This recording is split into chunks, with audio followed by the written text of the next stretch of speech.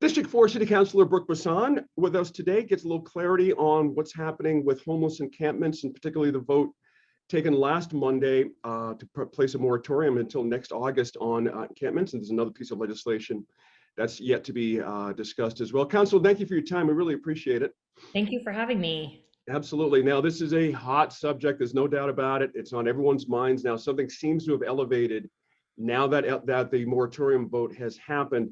Let me ask you quickly about that vote, and then we can kind of peel back to before the vote, some things that have happened. My first question, why a whole year? Why such a length of time for this moratorium?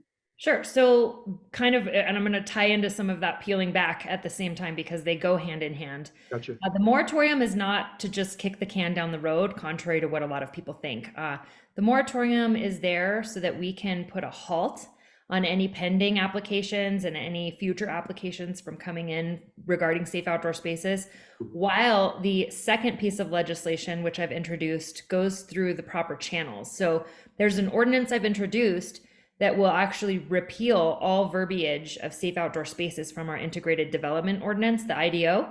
And that has to go through the Environmental Planning Commission first. So it's scheduled to be heard by the commission in September. And they have different avenues they can take, whether they defer it or whether they end up voting in favor of it or not. But that's how it will eventually come before the council. So in a way of making sure that they had time and this ordinance had time to go through the proper channels rather than just a bombarded amendment, this was where the moratorium came in. Gotcha. Another question, why a permanent ban? Are we not in a try all things situation with our homeless here? Are encampments that bad that we have to ban them forever? So, I mean, this again goes back to sort of the beginning of this situation, right? I was a sponsor of something called Living Lots that failed the council. So I don't even want to get into the nitty gritty with that, but safe outdoor spaces is what I would consider a second step, not even a first step. So in hindsight, I wish I would have really had that fallen in place when we voted on safe outdoor spaces. We do have that, the administration has been saying they want to take all tools in the toolbox approach, but once we voted in favor and passed the safe outdoor spaces, I began to hear, and this in the public with different press conferences and media alerts, that the administration is not really going to change their approach to enforcement on different properties in front of businesses or at city parks. And that was something that I was under the impression that it would change a little bit, if not even more than that. So that took me by surprise. But then you add in the overwhelming amount of people that reached out saying that they were in absolute opposition of safe outdoor spaces. And I think that as elected officials, we have the duty to be able to represent and say, well, this is what most people are saying they don't want. And I recognize that there are people in favor of safe outdoor spaces, including myself at one point in time, but we have to listen to the majority of Albuquerque. And because they are saying that we need to find a solution, but this is not one that they're comfortable with, I think that we have a duty to make sure to follow through with that. On the show last week, I was a bit critical of you and others who had made a turnaround in this. So I'm very curious, what was was there a common thread or theme that you heard from folks who were not crazy about this idea? I mean, was it something, there had to be something beyond just the numbers to make you change your mind. What was out there that you were hearing? Sure. I mean, there's a variety of comments, obviously. So you have people that thought that sanctioned encampments like safe outdoor spaces would become more Coronado parks, which is not true. But at the same time, these parks would help 40 to 50 people. They would need more regulation. Some people wanted to know more of a plan, and council did vote in opposition of doing that. People were concerned about danger. People were concerned about drug trafficking, sex trafficking. They were concerned about filth, increase of crime in their areas.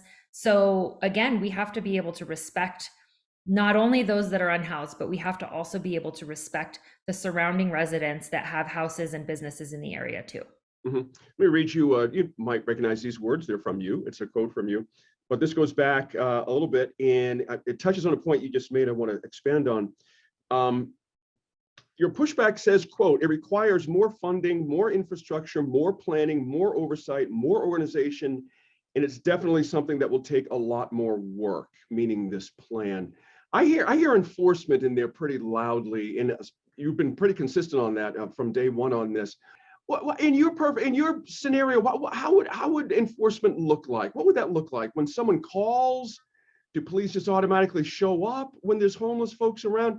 Describe what you mean by a little more enforcement. Sure. When I talk about enforcement, and this is what I hear from constituents too that are asking for help, they Mhm. don't want persons to be defecating on the property and in front of their businesses. They don't want tents and needles to be at public parks when they want to be able to use them as a public piece of property for their own enjoyment too, where it's safe.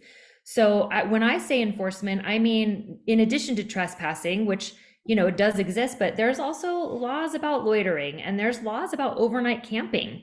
And we have not been enforcing a lot of that. We've been offering a 72-hour rule, right? And so typically when the Albuquerque Community Safety Department makes first contact with somebody in an encampment, they are offering them 72 hours to move. Where do they move to? That's part of the problem, right? So are we talking like, okay, you need to move a block away and now your 72 hours starts over again? That's not really a solution. So to me, when I speak of enforcement, I think that, I was actually talking to somebody about this earlier, where it's not that the police need to come in and just be a heavy hand and just start citing and arresting everybody. But if there is drug dealing going on, if there's drug usage going on, if there is a law being broken, then we can't continue to allow that to happen. We can't continue to offer warnings and just make sure that we're playing this shuffling game throughout our city. Mhm. We need to make sure that people know that there are places, there are nonprofits that exist and that are operating and very functional with their experience and expertise. Yep. We need to make sure to leverage that. We need to work together with the other partners. I've never claimed to be an expert in treating homelessness and figuring out a solution with that, but there are people that have dedicated their lives to doing so. So if somebody is going to choose to camp and not take some of those services, then we need to look and see, hey, are they breaking a law? Because if they are, that's not okay, and we can't let that continue. How about for businesses? There's residents and there's businesses, and businesses have been suffering in some corridors. How loud is that voice that you've been hearing from your business constituents? Oh, it's probably, I would say, and if I had to guess, I mean, they're equally loud, Okay. right? Because you have businesses who are also residents, but you have residents that are businesses, but there's a lot of people that say that their businesses are struggling. They're getting broken into. That goes beyond just, the homeless problem that we have here in Albuquerque. That's also a huge, I believe, drug problem, right? And trying to make sure that people find money to get their next fix. That's an underlying issue that we need to make sure to work on and find the solution to that. But businesses are struggling and they're suffering a lot. So we're hearing a lot from them. And a lot of the people that if they're camped in front of a business or sleeping and they have to step over a person just to walk through their front door. I have to ask you, where do we go with the homeless situation here? I hear from a lot of folks that say on one side, they're very frustrated. We're only talking 15 to 1,800 people. Why can't we get on top of this? Then there's another camp that says, oh my gosh, we're overwhelmed. Unless we come up with something amazing, it's not going to abate. And you mentioned earlier, things that folks do talk about all the time is it has to be part of a holistic approach with other things involved as well, meaning drug abatement, getting healthy, food, clothing, all the things we take for granted. Our city is morphing and growing in interesting, odd ways. How do you see your personal view, Counselor? How do you see the problem being solved? Well, and I didn't mean to laugh when you started this, but it is something that I do start to laugh at because I thought I had an idea, right?